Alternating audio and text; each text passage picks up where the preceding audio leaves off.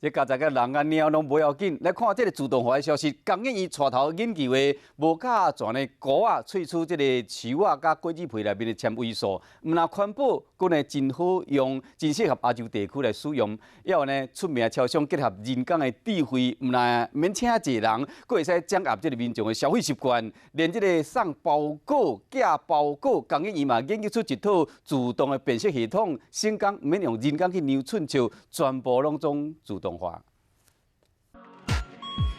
今日超商自动侦测指出人流量探头出来，拍招呼的毋是店员，是这台自行搬点车，透过内镜镜头，甲店员讲倒位应该要补货。民众想要寄包裹咧，这自动辨识系统替你完成。量体积算计效，生人力成本以外，消费者停留伫倒一个区偌久，热区分析做比较就知影。可以针对你喜欢的东西，它可以自动去 sensor， 这个人就最喜欢什么东西，然后就给你，类似我要给你什么什么临时的优惠券、折价券。